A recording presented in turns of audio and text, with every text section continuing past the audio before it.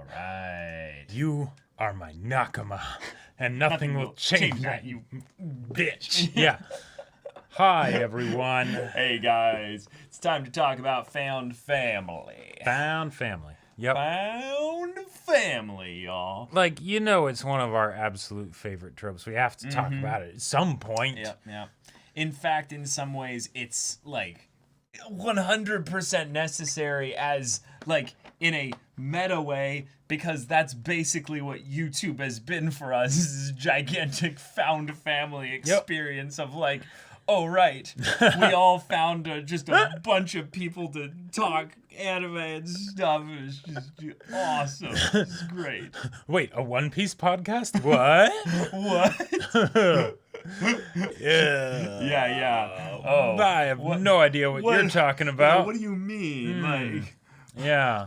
One Piece and Found Family? That doesn't Definitely not. fit, really, right? Nope. I mean, yeah. We're gonna be talking about a lot of One Piece for sure. But like found family is something that's in just anime and stories all over. Like there Since the beginning, no really since like legends past, Like it's whether you're talking about it dealing with like actual family and storytelling, Right. or just the family we made along the way. Right. Like it's true. Like it's so pervasive. There's almost no use like talking about it other than that. Well, actually, it's awesome and that there's a lot you can talk about it.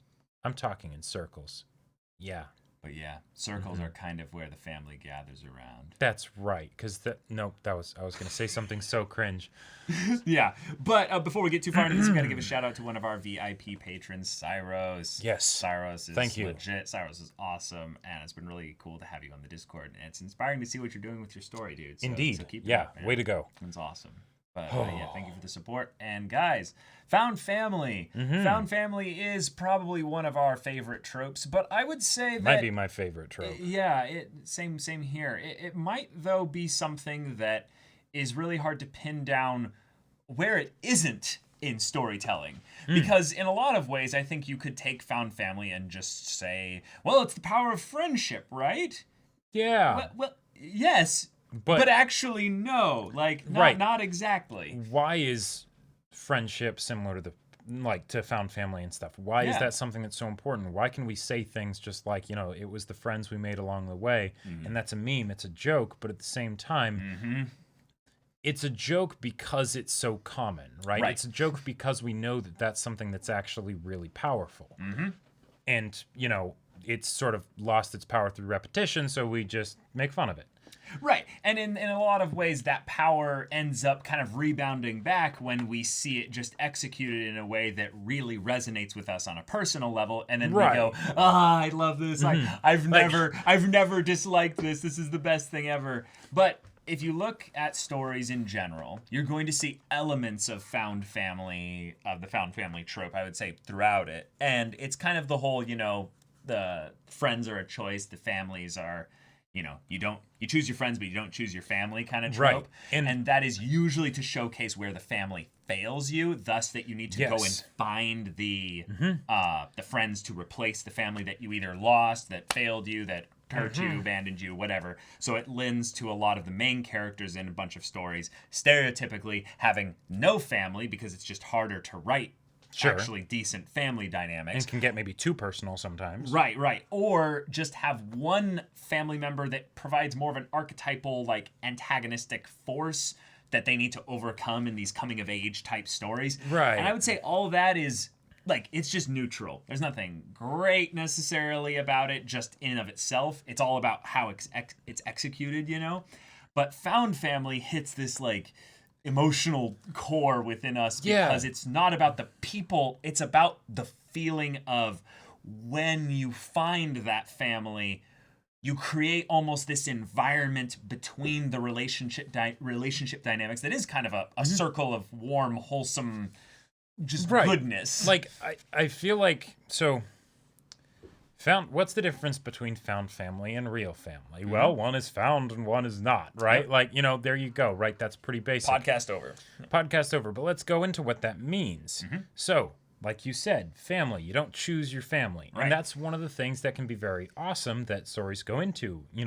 quite a bit is that, even if you maybe hate each other, or whatever, you got each other's back, Right. that kind of a thing, right? Yeah. Because you're family and that's what you do, right? But then how does found family become different than just friendships? Sure. And I would say that friendships, there's this notion that we know that friendships can end. Yeah. And while we wouldn't want them to, they can. But found family is something where it basically says it's, in a lot of ways, one of the best examples of true love, right? Because it's where you look at someone and you say, I see all your flaws. Yep. I see all the things that would make me really hate you if we were family, Yeah, all sure. the ways that we would Get rub on each other other's the nerves. wrong way and get Yeah. on each other's nerves and all of that stuff. But I'm going to choose to make you my family. Right. Right? I'm going to choose to take on that burden, not because I have to, but because I want to. Yep. Because you mean that much to me that it doesn't matter what all the baggage is or anything that comes along with it, it's worth it. Right. Right? Yep. What could possibly be better than that? Right? And that's like, Yeah. yeah. Yeah, it's really special.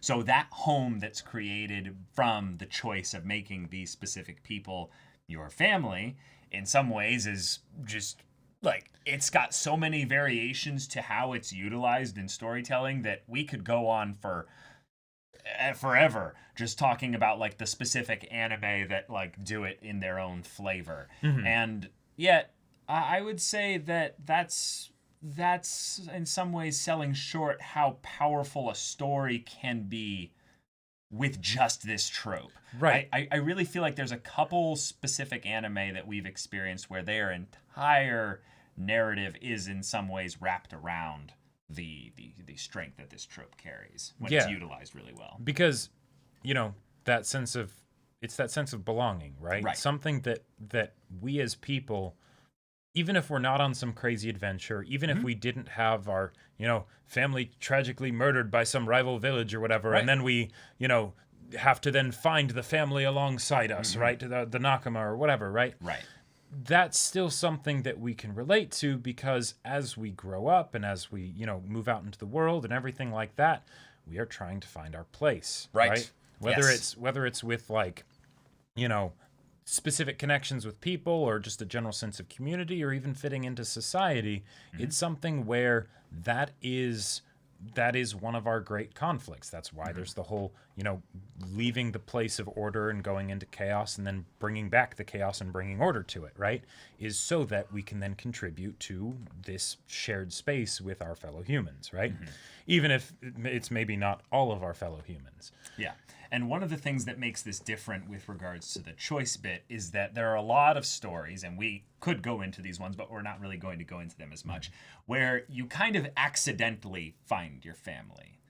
And it's not about who ends up getting brought in necessarily, but it's about that really dedicated, consistent, like daily choice that's being made by the characters who are either being like, hey, you're now a part of our family, or to like the individual who's like, I want to build a family.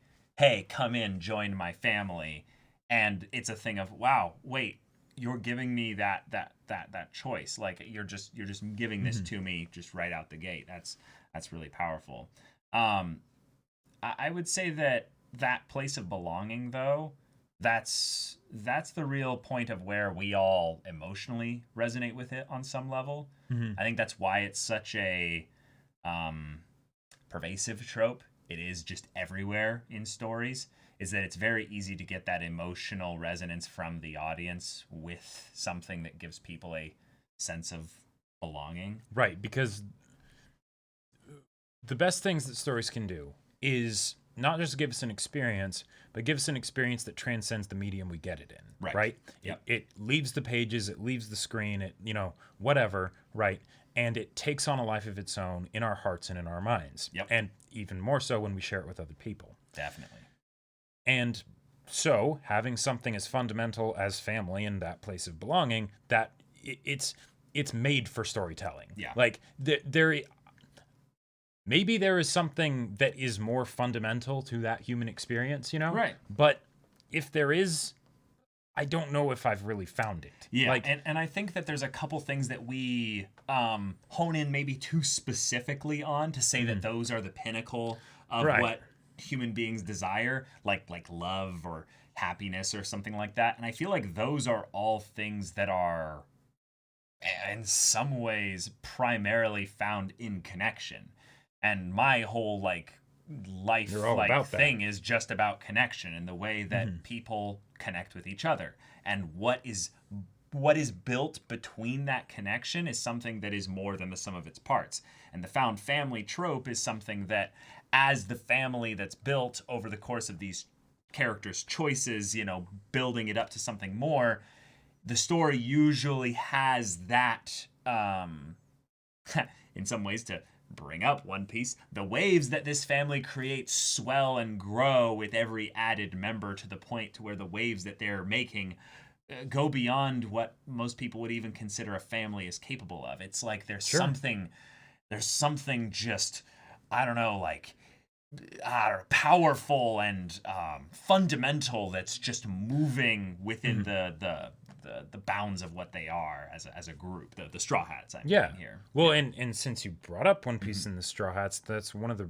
there's some things that where I feel like Oda recognizes this in a very conscious way. Yeah. Because with some of the most emotional parts of the series, right, it revolves around this concept, and not just in the ways that you would expect. Sure. Right? For instance, Whitebeard. Yeah. Whitebeard's whole thing, family, boom, there you go, right? That's definitely on the nose, but you wouldn't have expected it from the ultimate badass pirate. Right. Right? Sure. But that's what he's all about. And in a lot of ways, that's sort of what makes him the badass pirate. It's why that whole conflict happened at all to begin with. Exactly. Yeah. And then you also have the Straw Hats experience with a certain ship. Right? Oh. Oh yeah. Let's get those tears ready, y'all.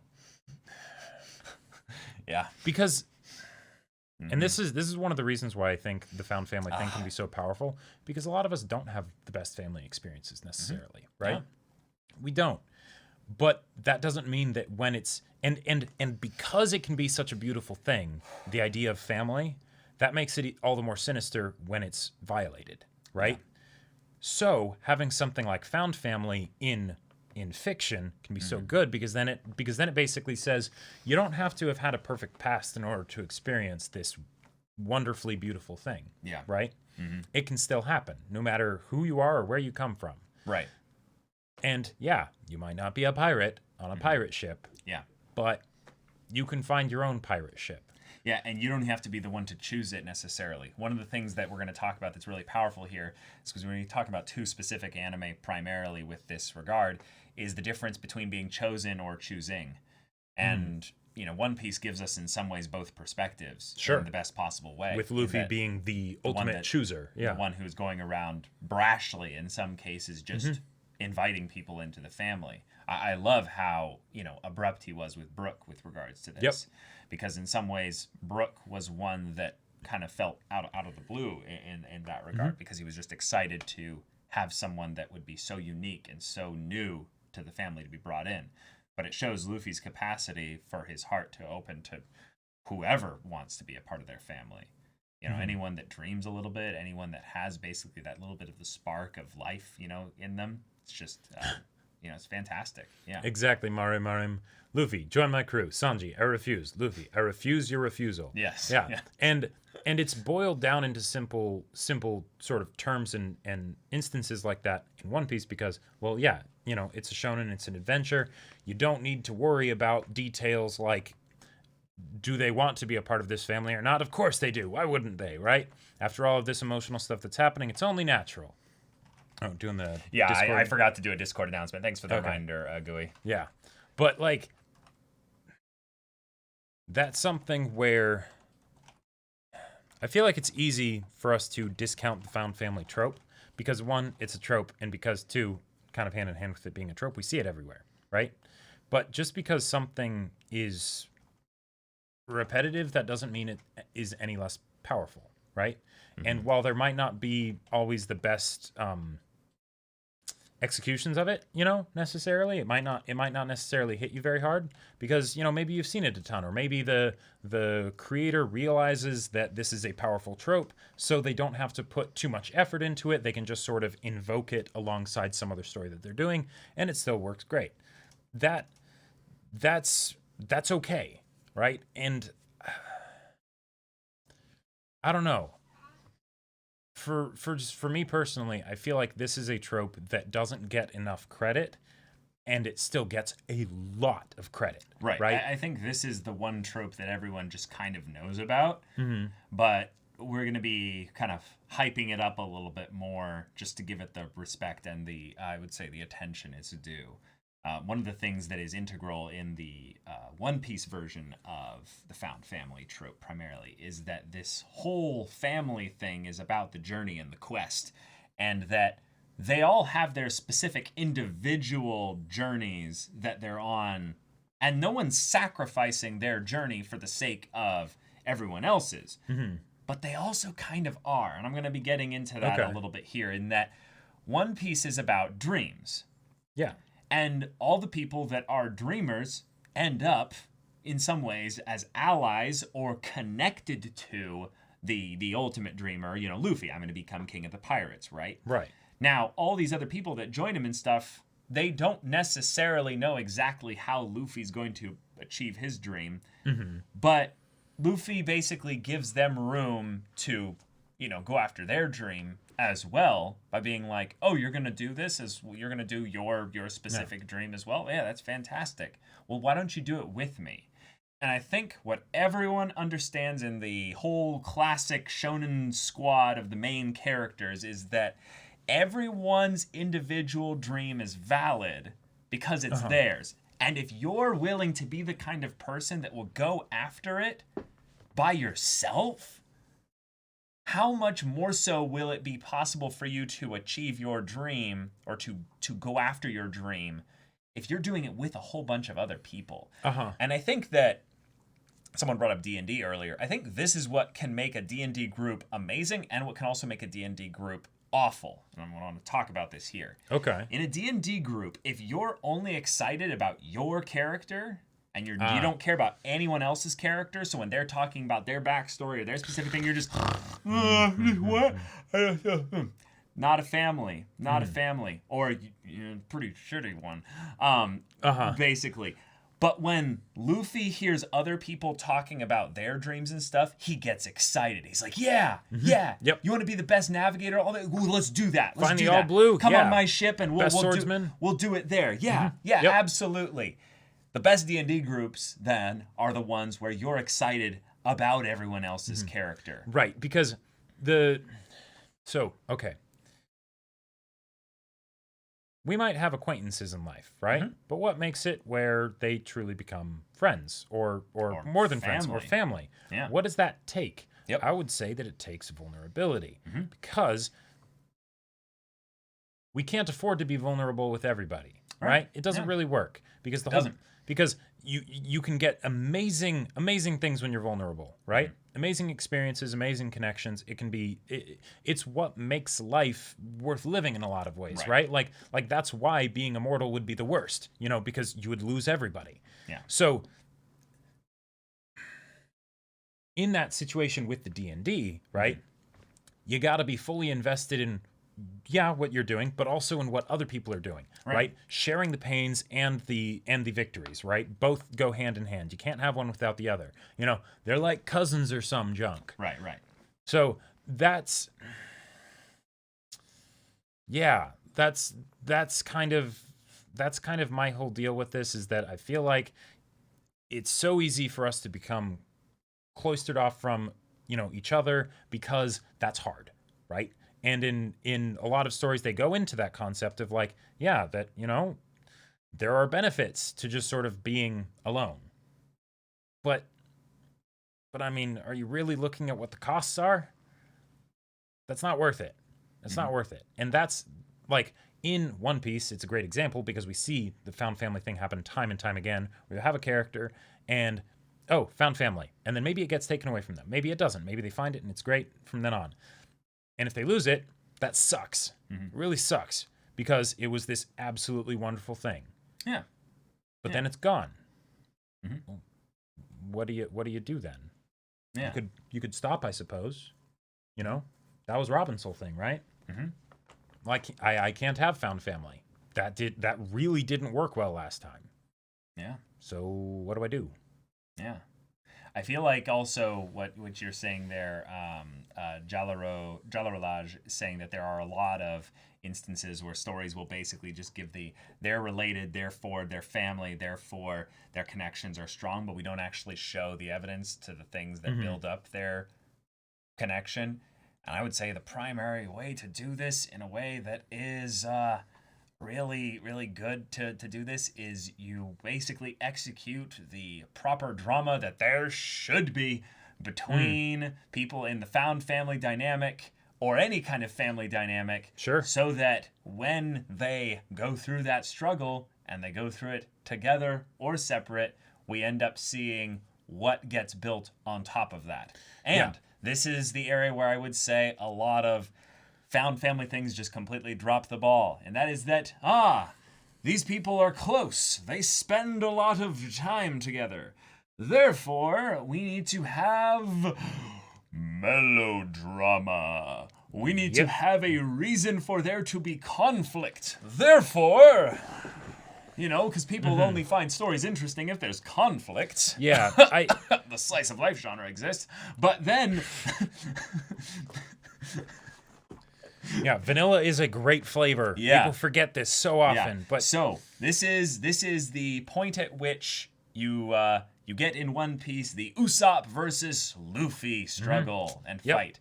Probably one of the best moments in One Piece so far, in that we had actually legitimate melodrama. well, there was nothing mellow about that drama. That was serious melodrama stuff. doesn't mean melodrama. No, I know. Yeah. I'm using it rhetorically. Okay, Yeah. okay. But or facetious, I think would maybe be the better word. But yeah, that was something that they both cared about incredibly deeply, right? There was no question about whether there would be conflict over this topic, right? Yep. The question was, is how far would it go? Would it get out of hand? And because they're able to be vulnerable with each other, well, that caused trouble. Words, ended up being said when they shouldn't have been because they're family, so they're able to sort of be more comfortable with each other, and they cross some lines. Yeah, and there's consequences. One of the things that's really important to have when you are bringing characters together for the purpose of building the found family trope from a writing perspective is that you cannot all start writing them as the same character. One of the things that I found that's really tough to do, as I cannot write dialogue at all, like my dialogue is just awful, is that when people all start moving into the group dynamic, you can feel in the writing bit that one of the characters is actually the one that they tend to write from specifically, especially if the writing is going for anything more complex than just everyone having their shtick, which, let's be fair, at times One Piece does fall into that every once in a while because they're just trying to move the story along rather quickly. Yeah, lots of characters. Lots of characters. Remind everyone that they're there. Usopp's going to be a little scared. Nami's going to be sensible. And Chopper's going to be amazed. Yeah. Chopper's going to be amazed or a little bit, like shocked and stuff. Zoro's going to be badass. Right. Luffy's going to be, excited about going forward. And Robin's just going to smile and, nod. Because quietly. she is smiling now. Yeah, because she's just happy that everyone's there. This is good stuff. Oh, we got a couple subs here to shout out. TrashOcon, thank you so much for the 20 months. RT What for the Twitch Prime. Super Mona Man with the 18 months at Tier 1. Since you guys are talking about found family, there are many works of fiction that have this that I love. However, my favorite examples of this are One Piece and Fruits Basket, and I always love talking about these shows. Awesome. Yeah, Good we're to talking know about Fruits Basket. Yeah. Well, we're talking about One Piece here, so that's a perfect segue here.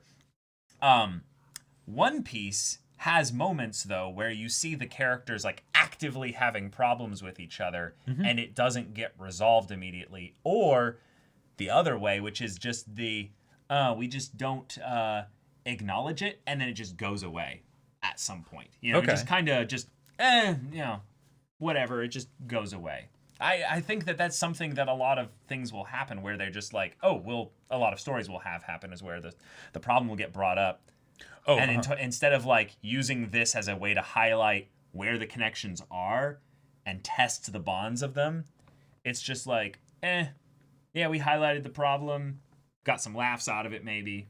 All right, let's move on to the next one. Time fixes everything, right? So you can just sort of forget about it. Like, no, it doesn't work like that. Maybe this is just a show that I love to hate on or rag on or however. Hate seems like a strong word. Well, no, I really hate this show, but okay. Yeah. So Arrow, and I'm sorry for bringing this up. I mean, this is live an anime, action in my this is anime an discussion anime podcast, and Arrow is really more of just like the proxy representative for most of my hatred with live action, like television, because even in the good dramas in live action television, I feel like it gets into melodrama within the family a lot. But the good ones at least understand that that's what the show revolves around, so they'll put in the effort in order to make it go the distance, have good resolution and things like that to what happens, even if it ends up following same basic formulas, because that's what you need for ratings. But I've talked at length about how much it would pain me every time, it's like you've got the rich family basically in this show, and in this case it's Arrow, right? And then the mom doesn't tell the angsty daughter one random thing that she didn't really have any business knowing, and she blows up at the mother when they didn't really have much of a relationship at all in the first place, and says, "Oh, I can't believe you. You're supposed to trust me. I'm supposed to trust you." All this stuff. You got melodrama for an episode, and then it just sort of fizzles out, right? Because the plot problem isn't there anymore. That's just a bad way to do this basic type of melodrama. So we both flew, Pete. Yeah, that's a callback. I mean, I was thinking of that one too, but I haven't talked about Heroes in a long time. Yeah. But like that's something where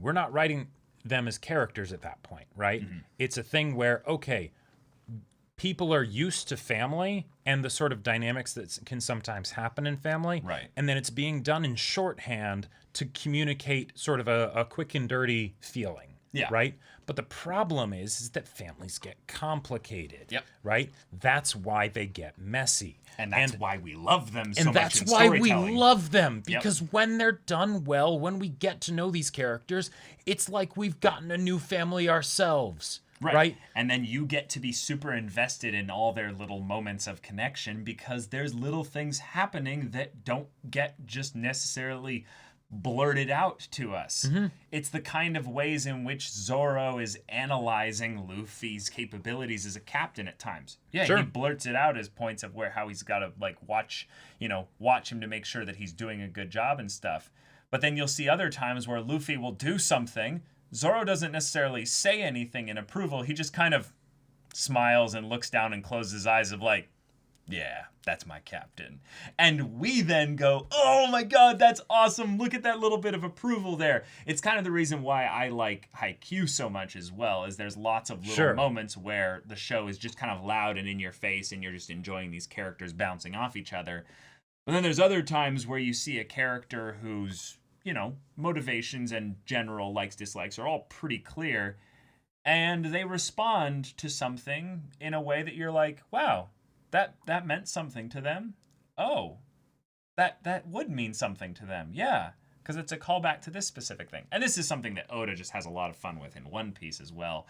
Because characters who are, I would say, not Luffy primarily, are the ones that basically had these really, really intense moments where Luffy basically wrested them out of a really bad place with the power of friendship, yes, but brought them then into the whole found family dynamic where then they were able to be safe to be who they are. Mm-hmm. And then we end up seeing whole new sides of them. I think Robin is a fantastic example of this throughout the show. A really good example of this. And I think it's important that Robin, the thing that she lost was her home, and that's the thing that she ended up finding. Mm-hmm. One of my favorite songs of all time is from Ruby, Volume 4 specifically, and it's the track Home. Mm-hmm. That song is one of the best things I'm convinced to come from Ruby as a series. If you have not listened to it before, go listen to it. It's basically Found Family, the song, and it's beautiful and wonderful, and I cried just about every time. Oh, yeah. I'm not sure where I was going with this, but listen to Home. It's great. Because I had something I was taking this with, and that was that there is a very real dynamic in another anime that gets into this idea of once a family member is chosen, they are oftentimes given a safe place by which they can then be themselves. Yeah. And this is exemplified to nigh perfection in one of my recently discovered favorite anime ever. March Comes In Like a Lion. Yep. AKA Sangatsu. So yeah. So let's go into Sangatsu. the main reason I wanted to bring up the whole idea of awful melodrama in family, Oh, yes. like in the way it's portrayed, go. is because there's like none of it in March Comes In Like a Lion. Like Not like really. there really isn't. There's drama that Ray has with his his first found family, Sure. right? Yeah. Which isn't Isn't fun. Oh boy, it isn't fun. It's Isn't good. fun in the Yeah. slightest. I'm glad you said that because I was about to say isn't good. I'm like, wait, no, that's not right at all. It's Nope. really good, but it's not fun. Nope. Right? But then you just have the Kawamotos. Yeah. Right? Like there's a reason that for the longest time, even if we couldn't remember their last name, we were like the Wholesome House. Here we go. Here right? we go. Whatever Ray may be dealing with, all the darkness with how everything's drawn, and then all of a sudden warm colors and Momo's being an adorable little blob, and there's the fat cats that are hungry and everything. And what else could possibly matter at that point? And their family isn't perfect. Nope. This is the part Nope. that I think that a lot of my experience with what made March Comes In Like a Lion so strong for me and it just emotionally resonant was that their family was already super broken. Yep. They were already having issues with just like even just basic connection within the sister dynamic of the oldest two. And when Ray ends up joining into their family, he's not just suddenly joined and then everything is nice and simple and he immediately starts to change and they immediately make everything really easy for him. No, if anything, that's probably where One Piece as a show can't really go this deep into it that quickly or even Because of the adventure side of things. yeah, or even that much, because this is where it just gets painful. One of the things that Jacob and I have a unique experience with in this whole dynamic is that we ended up in our lives bringing people into our family that didn't ever really fully become what most people would consider, family. We had a bunch of brothers that ended up becoming brothers to us, basically. A bunch of boys that ended up becoming brothers to us, but like we weren't able to legally adopt them. We weren't able to have basically a dynamic where they felt 100% perfectly safe, with us. Because of bad just- previous family connections. just real basically. life, just stuff. Yeah. Yeah. And this kind of stuff is where it takes years, it takes time. And if a story wants to focus on found family as a trope in a really strong, powerful, meaningful way, there's gonna be a lot of pain. Right. A lot of complex emotions that lead to people just being erratic. Sure. And inconsistent. Because at some point, right, even if we stop doing this, even if it's a bad family, we're still vulnerable. And we might get to the point, if it's a real bad family, where we learn to guard ourselves so that we stop being vulnerable. Yeah. But that's as a result of hurt that's already been done. Yeah. March Comes In Like a Lion does a great job portraying this because Yeah. it's with several different characters. There's a few different characters that few kind of different get into characters. this. Yeah. But, especially with the main character, Ray, because like that part where he's like, it actually hurts to go there. Not because of how it feels when he's there, but because then when he leaves, he realizes just how cold he really is. Right? That absolutely ripped my heart out when he said it in the show. And that's really what it can be a lot of the time. As fun as it can be to have these more happy-go-lucky kind of adventures where the person finds the found family and it's great and they become really good friends and they go take on the world together and save the day. That's wonderful. I love that stuff. I live for that stuff. One Piece just does that almost perfectly. Like to a T. It's incredible. It's what the show is. Yep. The whole story. Yeah. Right. Yeah. And And I feel like found family in a lot of ways is that bit of removal so that way it doesn't have to delve into anything too particular and potentially like, painful to go into. Right. So you have it be not your actual family, you have it be found family, and then you have it be in a story that's largely about something else, right? Yeah, Some fun adventure to sort of distract from the other things that you can get into, right? Right. So when in March Comes Like a Lion, we end up having a character who ends up getting essentially just kind of, adopted by by the girls, by the Kawamotos. Mm-hmm. It's a slow burn process of him being willing to actually, call them family, or even to really reciprocate the essence of what it means to be a family. And go for it. Oh, I was just going to say that there are other characters as well that end up kind of trying to, be a part of Ray's family in that regard as well. But, he has actually a character that is, his own character, and he's not going to immediately shift his whole character around just to adopt basically the elements that would make him a congruent member of the family. Right, because one of the biggest point about family is that it's supposed to be accepting. Mm-hmm. And in the case of the Kawamotos, it's not something where they are actively trying to change Ray, right? There are definitely the things that they do to try and extend that helping hand. Oh, we're dropping some frames. Hold on. Oh, shoot. Hold on. Yeah, I think it was just a little glitch there. Okay. Yeah.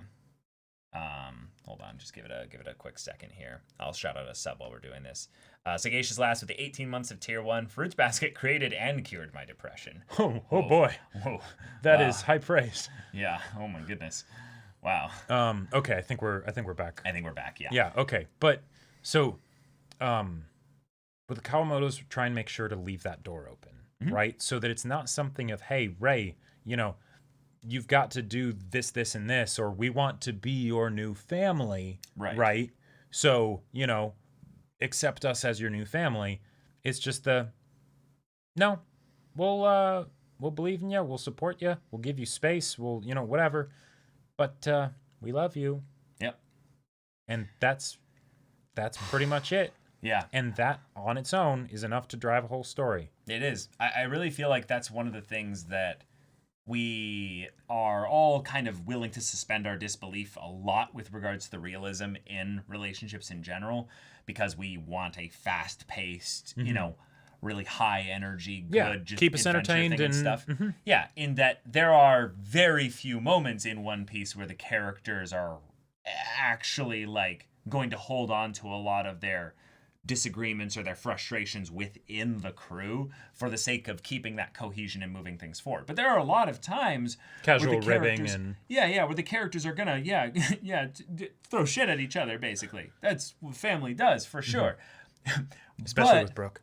Yeah. Because he's a skeleton. But then there are, I would say, more oftentimes in One Piece, for instance, where a character is going to go off on their own and deal with a lot of their own internal issues for the sake of the family. Basically being like, I don't want you guys to have to deal with this, so I'm gonna make myself stronger in that regard. And most people don't do this. This is something that really strong people do, which is why we're following them, because they're our heroes. This is something that really, really I would say, matured, or at least driven kind of people do. In most cases, most people's greatest enemies are themselves, and they never fully beat their greatest enemy. And it's something that constantly haunts them and holds them back. Right. And their friends are the main ones that kind of suffer for it in that regard. You were talking about One Piece and them going off on their own, and that's something like, okay, we go to great lengths for family. That's just sort of, that's part of being family, right? And there's the reciprocity of the idea that, we're all family. So, I know that you would do this for me. If I was in this place and I needed help, you would, drop everything to come help me out, right? Yeah. And in the case of One Piece, there are, sometimes emotional reasons for it, sometimes plot reasons for it. Sure. And one of the reasons why I feel like it really works in One Piece is because that's something that oftentimes we would want to do ourselves. We would tell ourselves that we're doing that, but we're not actually doing that. Right. In One Piece, because it's an adventure and there's all these crazy stakes and everything, there are legitimate reasons for why people need to do that sometimes, right? It is a good thing that the Straw Hats were not at Marineford. That would have been awful. That would have been bad. Right? That would have been really bad. And that's one of the reasons why I love talking about One Piece and Sangatsu in parallel. It's because one of the things that Ray often does is he separates himself from the Kawamotos. Because he doesn't feel worthy. He feels like he's a bad effect on them or whatever, you know, all these things.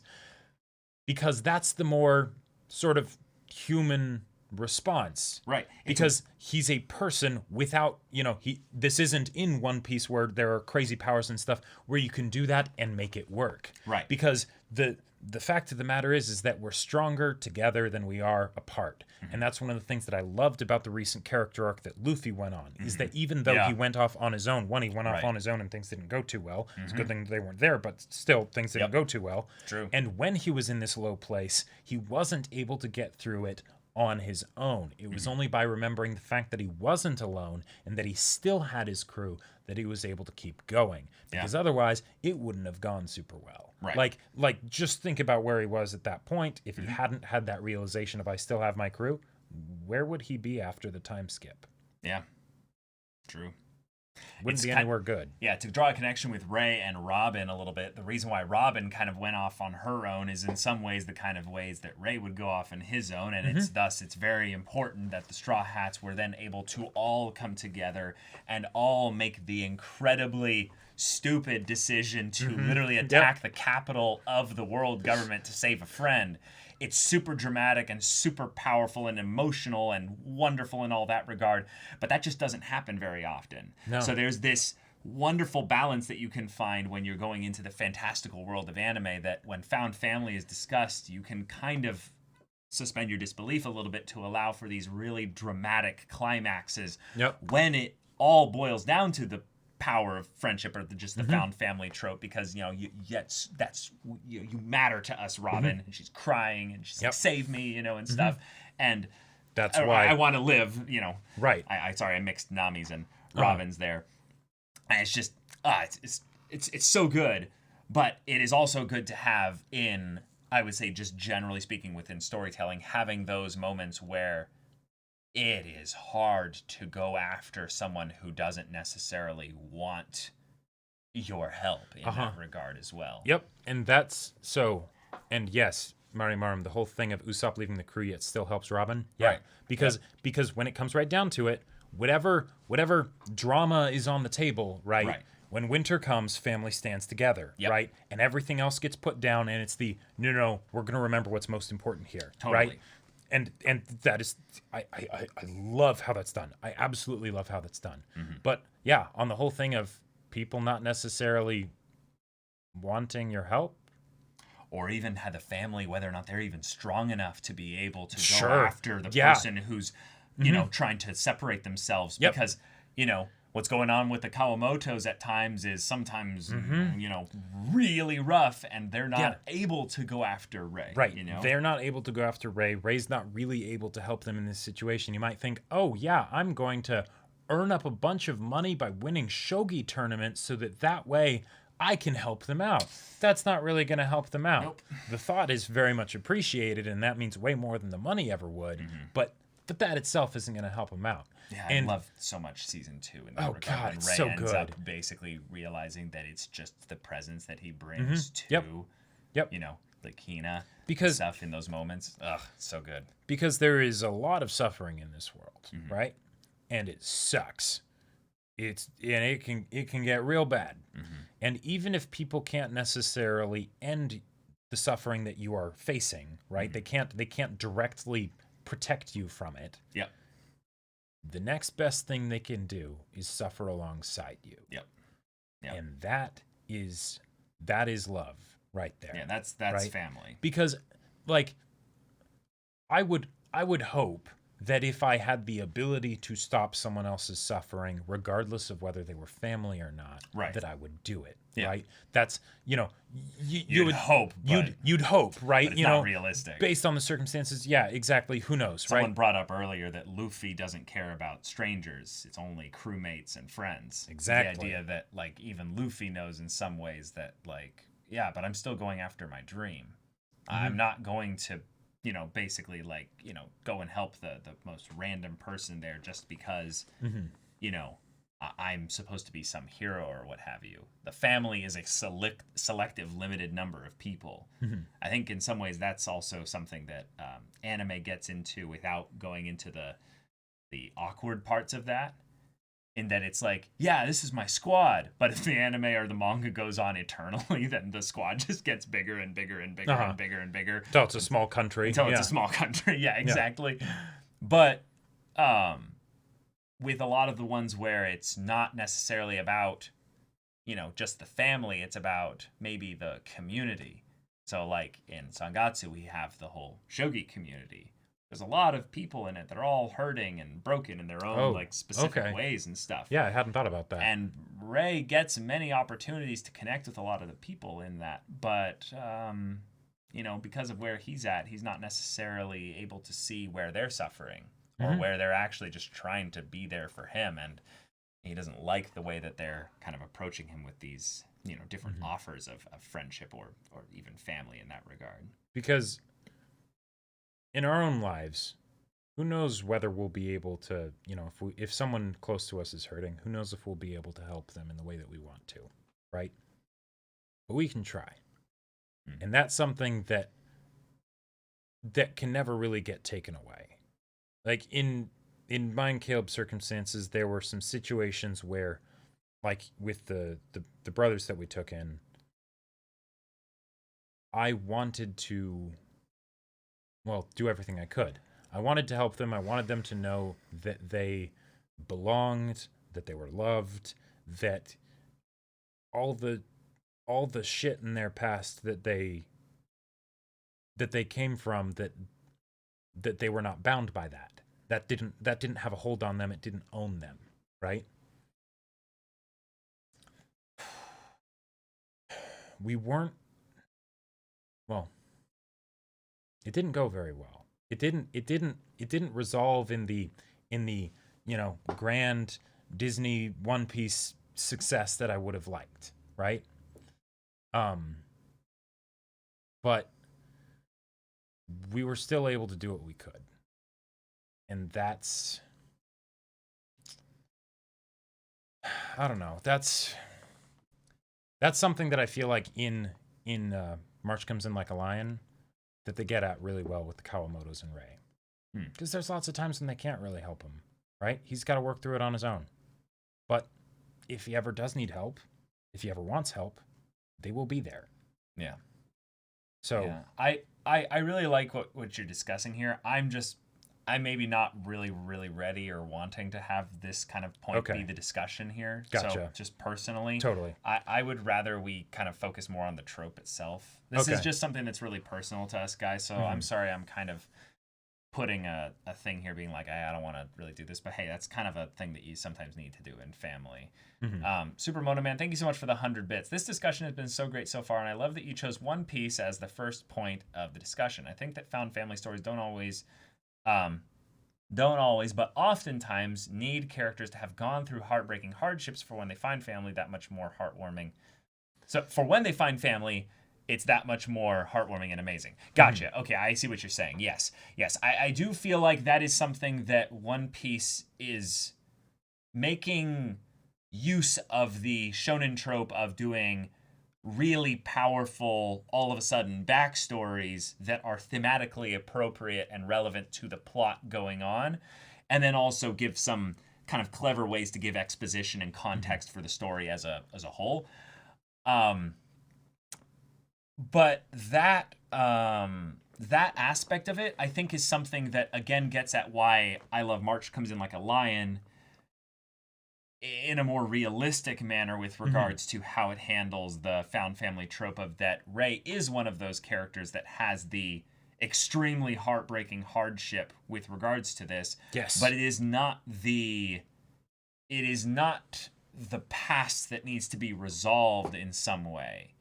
It's about the characters finding some balance in the present.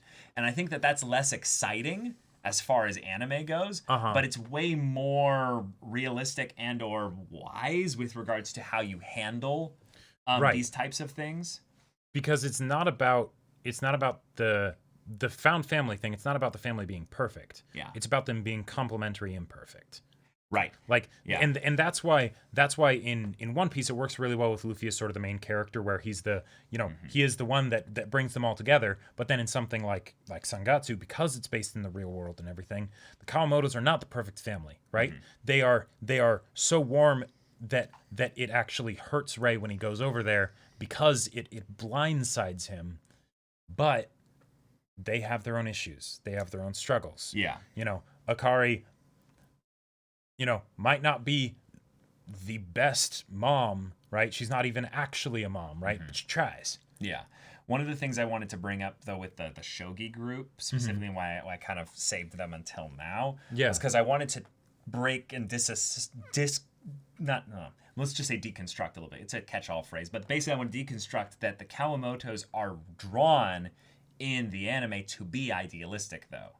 And I still feel like the point that you could end up missing if you focused almost too much on the Kawamotos is that the Kawamotos are basically this healing, perfect family that's going to solve, Ray's problems if he's just able to be vulnerable with them.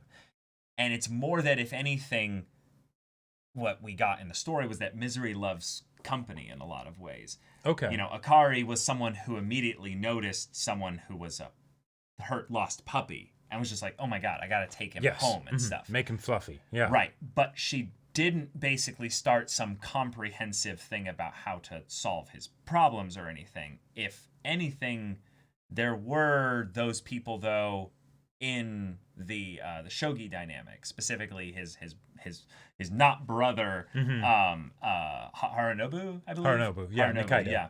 And he was almost annoying with that in the beginning. Yep.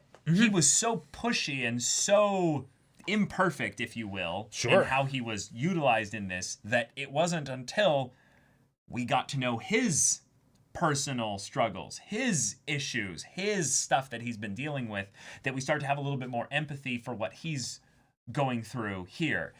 And this is something to maybe pit March Comes In Like a Lion and One Piece's styles a little bit against each other, but I don't want to make this about which one does it better. But that March Comes In Like a Lion doesn't have anyone that perfectly exemplifies what it means to do the family thing really well. Like, it doesn't. Okay. No one really has a monopoly on that.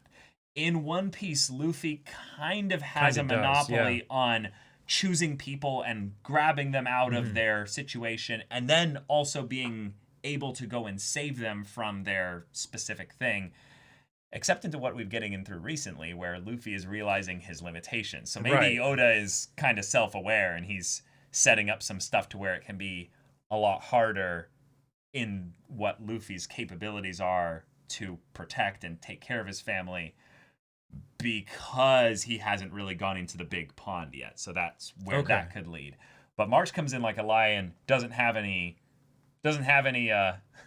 well, and maybe it baits us into thinking it's going to be easy with the Kawamotos. I just feel like it's almost like a slap upside the head, like the second Kyoko steps into the I know, scene. right? And or like the minute Ray ends up remembering something from his past, or just interacts with his father, or just any element of his past gets brought up, it immediately derails the whole thing, because that is so realistic. That's the kind of thing I recognize as being a part of what the found family dynamic needs to be there for, in order to support them while they're going through it, not to just save them and wrest them from it themselves. This might sound a bit weird, but I feel like that's the good example of, from a sort of zoomed out storytelling perspective, what the melodrama in a lot of like live action TV shows can do, is because it's to showcase that negative side of things, so that the positive can be highlighted. I gotcha. And that's like there you go, right? That's an effective like sort of balancing act, right? Right. But yeah, in the case of like March Comes in Like a Lion with Kyoko and or Raise That or whatever, it's something where it just gets introduced, just comes back in once, right? And all of this progress that Ray's been making gets flipped on its head, just like that, right? Yeah. All of a sudden, just when we see that hair like flying in front of the screen, and then all of a sudden it's like, uh-oh. Like alert, get out of here, Ray. Just don't talk to her. Put as much distance between the two of you as you can, Right. because she is, well, she is poisonous. She is venomous. Like they even say it in the show. Not the kind of person that you want to be around. Right. Specifically for you, because, past stuff. Yeah. And so then, yeah, I feel like I might have sort of taken it in a different direction than what you Yeah, were saying. kind of. But It's okay. Yeah. You just bring it up. This is an area I think where we're more exploring this, because one of the things that the found family trope just gives, and you, like we said, podcast could be over, but just a couple sentences in the beginning there is found that, family. Right. yeah, it is what it is within the name. It's people finding family where they don't have family because they choose it or the family chose them. Yep. That's the whole thing right there. But if you wanted to get into some of the stuff that we really like specifically about it, I think that's why March Comes in Like a Lion has to be talked about in the same breath as One Piece, despite them giving very different examples of it. Is that March Comes in Like a Lion has personal specific reasons why we really care about it, but also it showcases how much of a personal element of responsibility and importance it is that the individual who's brought into the family doesn't just basically have everything just completely figured out with regards to who they are just because they were brought into the community. And I understand the limitations of most anime not being able to do this or get into it because the story's not really about that. It's about much grander and much more exciting and I would say maybe because it's a visual medium, visually dramatic things and stuff. But I love me a good drama anime that somehow manages to give an abridged version of that in the midst of all the adventure stuff, which is why I love One Piece's general story so much. Right. Is that it basically has, when it gets into the backstories, when it gets into the family drama, when it gets into just the Straw Hats just trying to figure out how to solve a thing drama, that's like in the top three. Like it's in the top three main focuses of the story at whatever given time it focuses on that. And I think that's one of the reasons why, like with One Piece, each arc, recently that we get to, like, okay, after Marineford, of course, there's going to be a slight dip at the very least because that was a buildup of a whole bunch of things from, all kinds of stuff. And it was awesome. It was epic and grandiose, right? Yep. But for God, I can't remember the last time I wasn't thinking like, oh yeah, this arc is the new best arc, right? Like it would just constantly be like, oh yeah, we're at the best part of One Piece. We're at the best part of One Piece. No, now we're at the best part of One Piece, right? and I think it's because Oda really understands how to keep focus on that, right? And I'm sure One Piece is going to go in all kinds of directions and stuff, right? But I think that's why when people say like, oh, One Piece, when will it actually get finished? It could take forever to get finished. That might be a good thing, we could find the One Piece, yes, but also continuing to go to different islands and having different adventures with this found family, adding people to it and things like that. That seems pretty good. That seems pretty good. Seems pretty good. Like, I'll have another. Yep, exactly. Super Mono Man with the 100 bits. I think the found family trope can work in any type of fiction, in my opinion. I agree. It benefits a lot from the slice of life type of stories. At least they tend to be my favorites. I agree. I agree on all accounts here. I think that one of the things that makes the found family trope really strong is that it basically arrests the audience attention and puts it all in the character dynamics. There's a couple shows that we're watching right now that are dealing with basically minor versions or setup aspects of this trope. because it's the awkward middle stage of where they're not really a family yet, but people are starting to choose that. And that's why I kind of love also, again, March comes in like a lion primarily with regards to this, is that the choice is not just a once and done kind of thing. It's really, really, really freaking wholesome that Luffy can basically say, "No, you're a part of my crew." Yep. And Are you sure? that's that. And then everyone's like, "Yep, no, the decision has been made." Yep. And everyone else respects Luffy's decision because they respect the way that he brought them into the crew. Exactly. In some ways, Luffy is like the ultimate. Well, no, I don't want to go there. I was gonna make a joke about Luffy being able to form cults really well, but I mean, if he had been interested in that, yeah. yeah, if Luffy was in some ways dumb enough to basically focus on that, then yeah, then Exactly. then Right. And yeah, he's and too smart for that. exactly. Yeah, Yep. Because he understands what all of this is really about, right? And that's why it works. Because if it was another character, a character that didn't really seem to understand that, and it still had this same kind of effect on people, Right. it would ring hollow, Yeah. right? But the fact that Luffy, he understands this. If there's one thing he understands other than that meat is good, Right. it's this, right?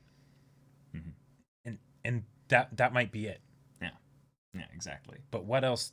Does there need to be anything other than meat and found family? Like, I guess we have to, go and punch some people who are, corrupt, yeah, when they threaten abusers the of found power. family, like, okay, yeah, we got to do stuff. Yeah. But We're going to go, to the other side of the world and what have you, but, oh, sure, there's going to be people along the way that might need a good, gamu gamu right. no punchu or something. But it is about the journey. It's about it is about the friends we made along the way. Really? Right? That's why. Really is. That's why he didn't take the he didn't want Rayleigh to tell him anything about what Goldie Roger said. Right? He didn't want to have any shortcuts or things like that because that would ruin it.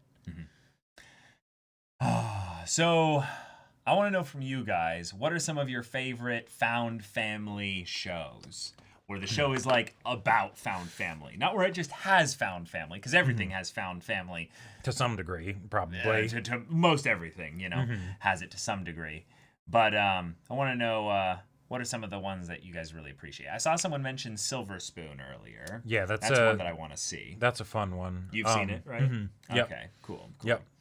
Run with the Wind. Yeah. I want to see that. It's so bad. One of the other ones that. Oh, Critical Role, nice. Yeah, well, D&D, D&D. Yeah. There you go. Yeah, that'll do that for sure.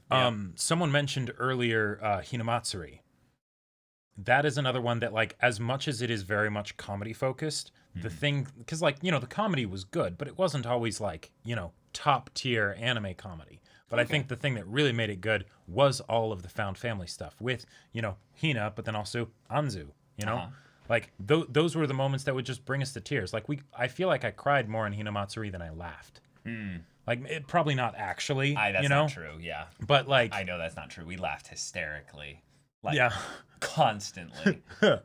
Hinamatsuri was hella funny.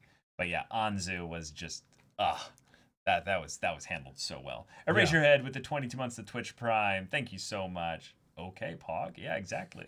Oh, Gintama. Okay, cool. Yeah. Yeah, Hinamatsuri was a great example of that. I would say one of my shows that, like maybe it's, like, too, like, obvious to kind of bring this one up. But I feel like you could even hyper-focus a little bit into this dynamic in Avatar: The Last Airbender a little bit. Because in Avatar: The Last Airbender, you have, obviously, like, the Avatar gang, the Team Avatar and all that. And I don't really want to kind of focus on that. I want to kind of bring up the idea that Iroh kind of chose Zuko as his son. Yeah. And that's something that Zuko doesn't really realize until, the, like book 2 or... Well, like, I mean, they talk about it at the end of book 1. They talk about it at the end of book 1, but I don't think that Zuko is really okay with actually...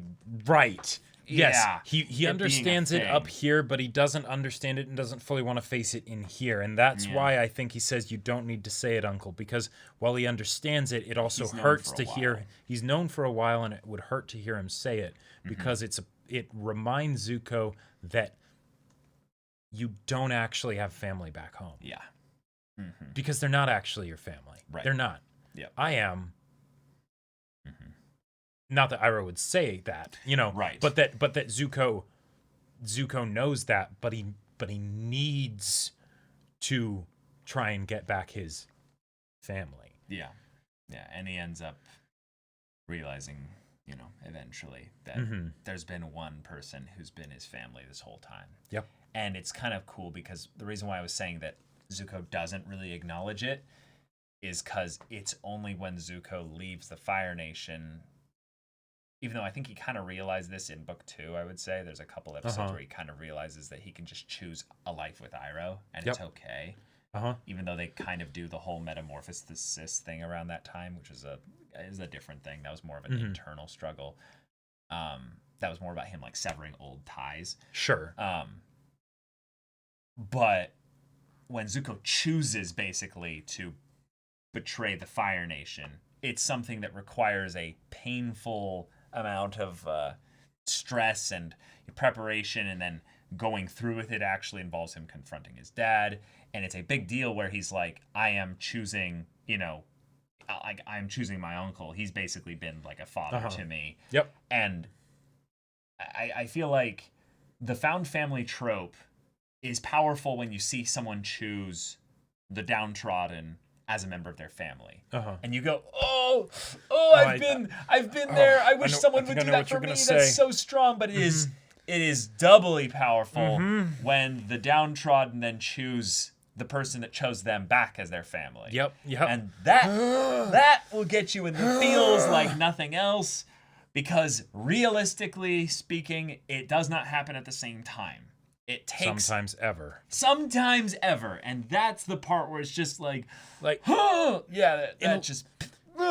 a a lot of ways, I feel like that's where the sort of the father or parent child dynamics that are often gone into in stories where the child is growing up and sort of cutting ties have that amazingly powerful climax of the story where then the child then re-chooses the parent, basically. It's the all right, I've pushed away from you, I've become my own person and everything, but then I re-accept you again, and that's I feel like it's a similar vein to the stuff that you were talking about with Zuko and Iroh.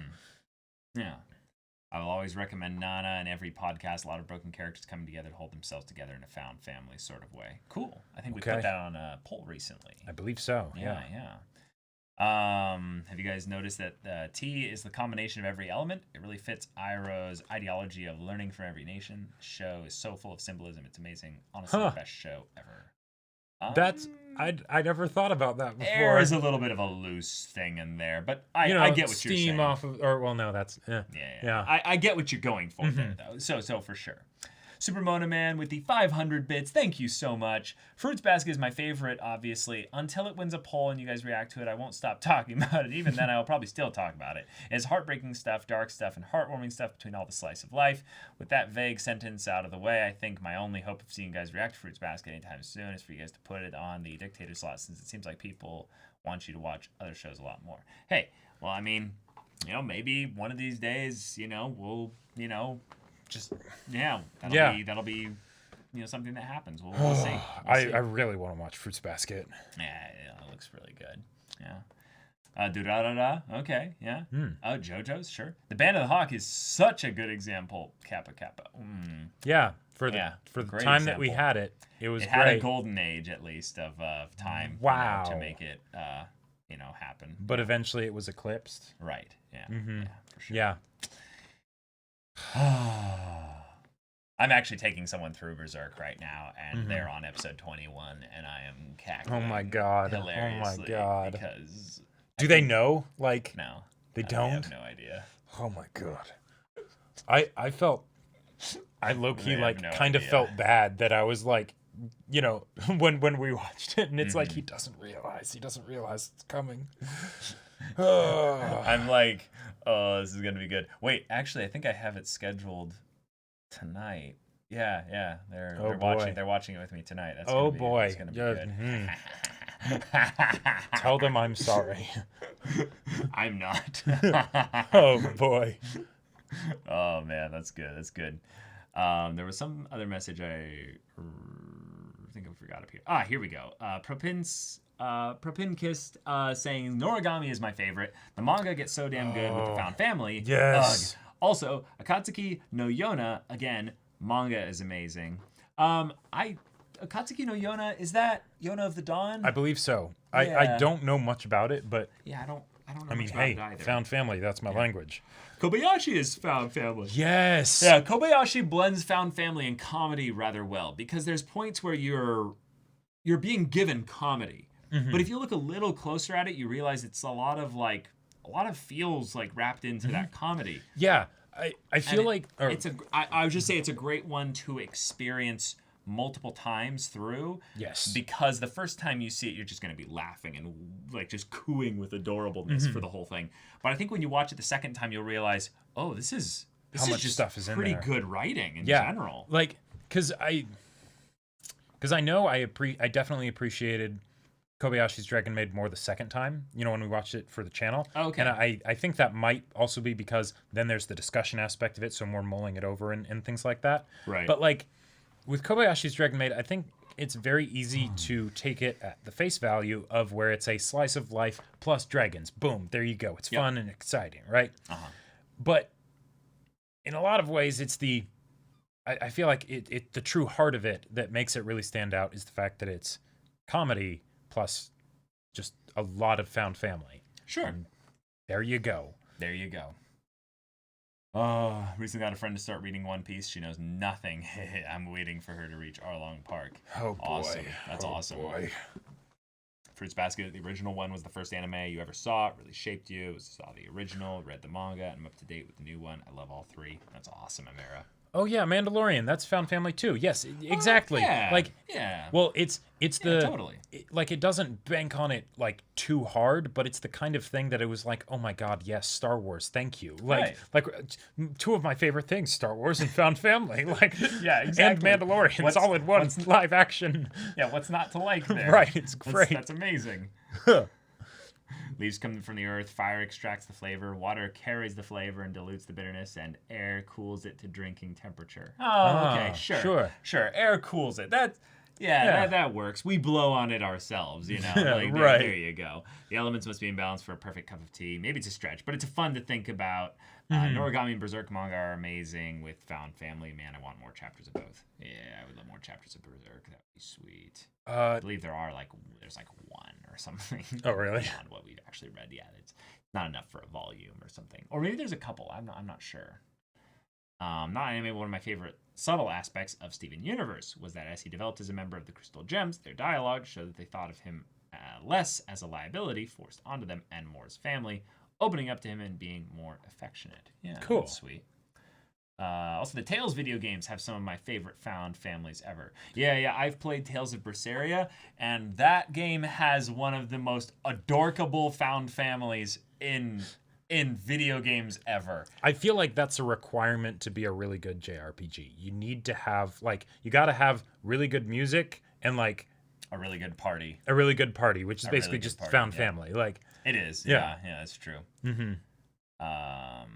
It's not quite found family yet, but Jacob is sure going to try to make Persona 4 found family as hard as possible. I don't know what that means exactly. I'm not sure about the whole it's not quite found family yet, but yes, I mean all of it, definitely. Oh, it's good fun though. Another found family example is something of an oldie, Rurouni Kenshin. If anybody's here familiar. Okay, gotcha. Not an anime, but I mentioned this movie Zombieland. Oh, the movie Zombieland earlier. Yeah, it's a lot of fun and managed to have found family in a pretty short time. Yeah, it does do that pretty well. I agree. Yeah, the first Zombieland. I haven't seen the second one, but I have very little interest in seeing it. Yeah, from what I've heard. It's weird how that that works when they just try and repeat basically like the same thing from After so long. Yeah. God, Hollywood, stop trying to force sequels where there don't need to be one. Right, because sometimes it works when you realize why the first one was good originally, right?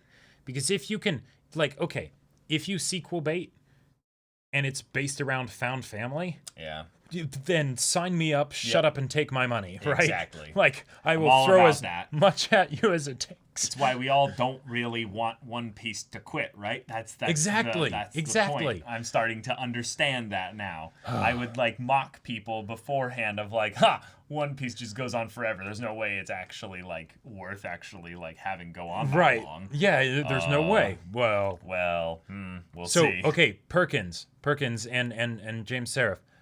So Cowboy Bebop, I think, is a weird exception. Here's why. Okay. Cowboy Bebop, story's set up. Yeah, found family. These characters are amazing, right?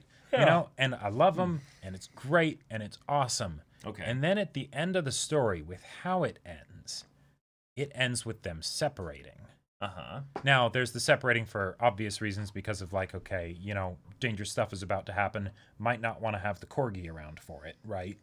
But then there's the finale, very particular finale. And while it was definitely something of them still being found family, and that's why it hurt and everything, they were also bounty hunters, right? They weren't just family. So when a certain character goes to do a particular thing, they go by themselves. Because that's their thing that they have to do. That is not shared by this found family. So you're saying it's not found family? It was, well, for me with my experience, it was this crazy thing where I was like, it's found family, but then wait, it's not fully found family, I feel like. What do you mean fully? Well, because it was something where they didn't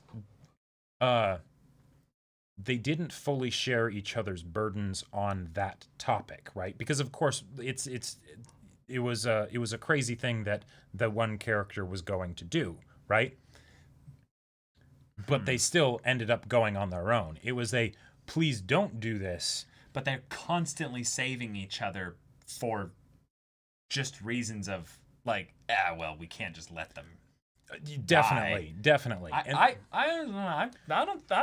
don't agree with you. So I don't know. Not that it's not completely found family, because it totally is. But then the final bit feels like it's, I don't know. No, that's the point. Family doesn't ever get to a point where you're just, I fully take care of the burdens of the other. That's the point of it, is that family is all about the journey. You were bringing it up earlier in the podcast, and now you're making an exception here, I feel, for Cowboy Bebop, because they didn't ever realize their family as a whole until it was too late, which that doesn't mean that it wasn't family. Like, it's like just saying that, sure, they had some really dysfunctional aspects of their family, but they all kept coming back to the Bebop eventually. That's true. And that right. is kind of the episodic nature of, anime from back then. But it is also a thing of where, when it came down to things with right. Faye, thank you. Yeah. They did not need to help her. No. Nope. Right. Yeah. Nope. Right. So yes, right. Because it's the thing of, it's found family. That doesn't necessarily mean it's a perfect family, and that's what makes it precious. Yeah. Okay. Sure. The Witcher is found family to a T. Jacob doesn't know the lore, but yeah, Witcher found family stuff is actually hilariously like apropos within very like specific things, and it really works with the Witcher lore. Yeah. I get the feeling, this is me just spitballing, I have no idea whether this is the case or not, but, and maybe this is just my brain and how it works, but because Witchers like live for a long time, right?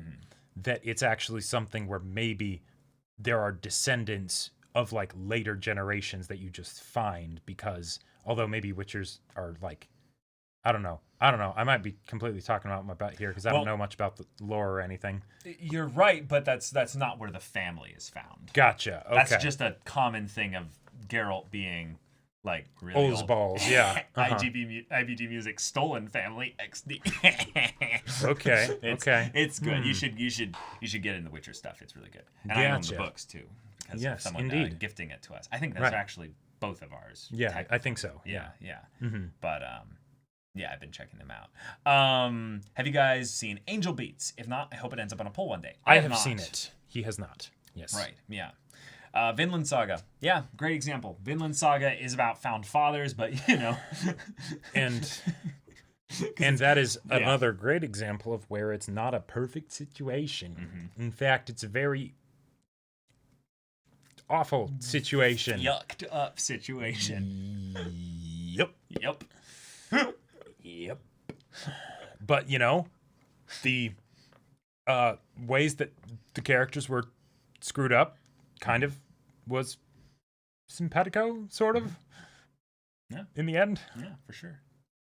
But guys, found family trope. If you've seen an anime, you've probably experienced it in some level. Yep. And as we get to kind of like watching more anime in general, more varied genres, more styles, more, time periods of anime being delivered and stuff, I assure you that if we were basically given a test of like, find the found family in this anime, it'd take us, like a couple minutes, like that it's long, just, huh? It's just, yeah, exactly. Right. It's just going to be in all of them. Like that whole thing of the meme of basically the one person like beating up the other person, and it's like found family and just like punching you in the face over and over again, but you're still like crawling after them. Yeah, yeah. That, yeah. Mhm. Wait, it's all That found is me. family? Always has been. Mm-hmm. I mean, yeah. And someone was bringing it up earlier that there are ways in which there's different things that look like found family but aren't technically defined as it. That's why in some ways it's something good to talk about the best examples of it, so you can see what like the ideal of like found family in its like actual main story narrative and stuff and how it's delivered can be really good. So we used One Piece and Sangatsu as kind of the good examples of the Right. like hyper fantastical adventure way where it's also holding in tandem the found family aspect without sacrificing one or the other entirely, but also without wholly focusing on the found family bit. And then in, Mars Comes In Like a Lion, where there's almost like, there's almost nowhere it doesn't, bleed into. Oh yeah, like I remember there were points where I was kind of disappointed that it was focusing on shogi, because I was like, no, I just want more of the found family stuff. I don't I don't see there being any found family in this strategy to win this game. Like, like right. It would usually come in those post, win discussions and stuff. Yep. And those would be really good. But yeah, good stuff. No, we're not reading manga for almost any of the anime that we're watching, unless it's like very specifically one that we're like, oh, okay, yeah, we're going to just read this on our own time, and we'll like make a big deal about that if that's the case. So no, I think the only one where that's really relevant is Jacob in Attack on Titan. Yes, Yeah. because pre-existing condition. Yeah.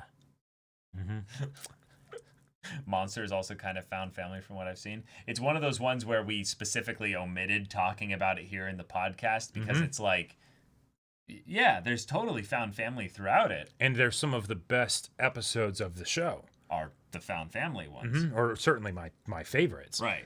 But that's not necessarily what the show is holistically about. Yeah, exactly. And that's one of the reasons why I love this trope, because it can be added pretty much anywhere, right? Like there are not a lot of barriers of entry for the found family trope. You can just add it into pretty much any story and it makes it better. Like or at least I certainly find it better. Yeah, I find it as one of those areas in which I am cheap.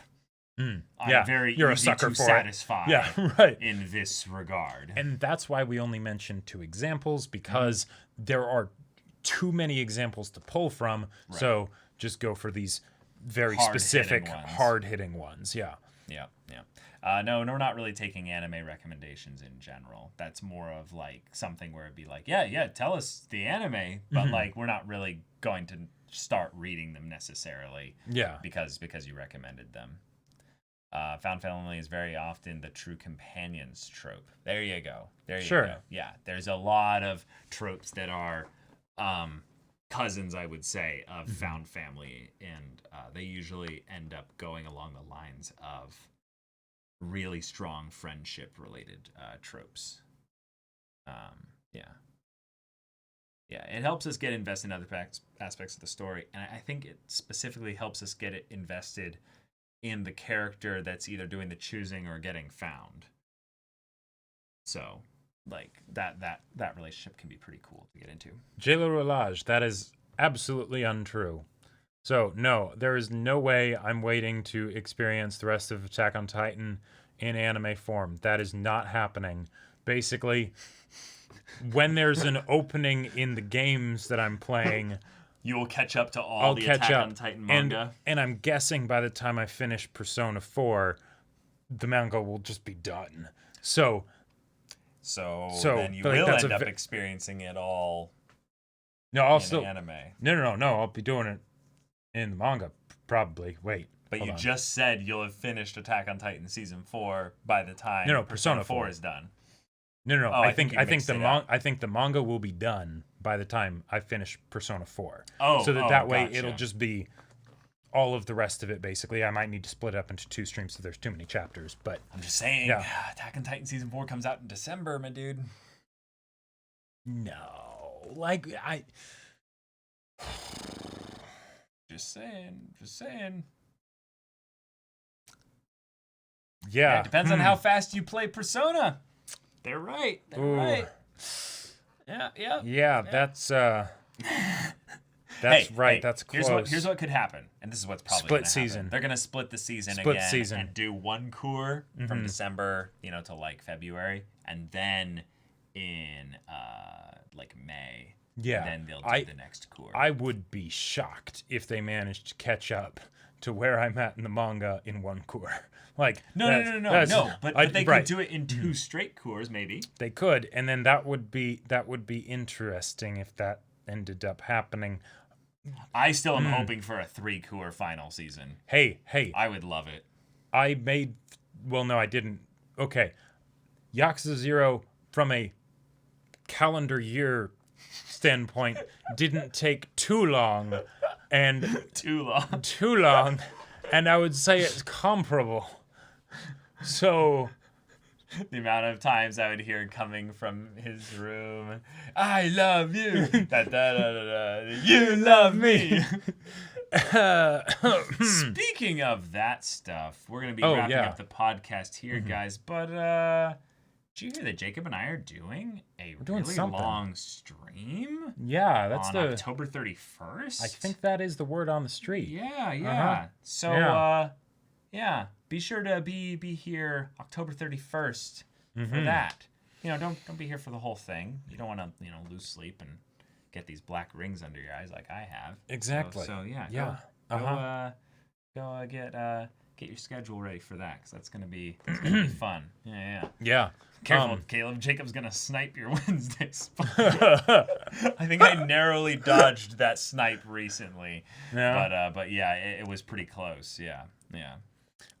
But yeah, we also do other streams. They're all at 3 p.m. Pacific time, with the one on Halloween being the one exception to that sort of rule. But during the week, every weekday, 3 p.m. Pacific time, Mondays, podcast, we talk about storytelling and anime and all that goodness. Tuesdays, One Piece manga readings. One Piece.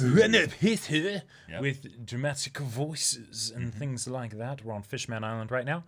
Wednesdays and Fridays. Wednesdays and Fridays, I'm playing Hades. I have gotten to Hades twice now, into his second phase a couple times, and he's hard. He's actually really hard. But I've got ideas about how I can maybe come up with a build that'll work a little bit better. But then on Thursdays, you're playing. On Thursdays, I'm doing Persona 4 Golden. Yeah. Yep. Playing your cursed character. It is the redemption of Sho Tucker. Thank you very much. Is that possible? Indeed. I am working very hard. You would be surprised. You would be. You would be surprised. I'm sure. Just got introduced to Kanji. I love him. He's a good boy. So show up for that. All right, but y'all, thank you so much for hanging out and having some interaction on the podcast here, sharing your favorite found family, anime, story trope related things and stuff. Yeah. But yeah, it's a good time. Hope to see you all in the next one. But until then, we're Semblance of Sanity. I'm Caleb. I'm Jacob. Take care, guys. Later. I see Anthony Bomb. Thank you so much for the Twitch Prime. Thank you so much. Yes. All right, Thank you. all right. Is there a reward for staying up with you guys? Can we submit memes to which you guys can react to during the stream?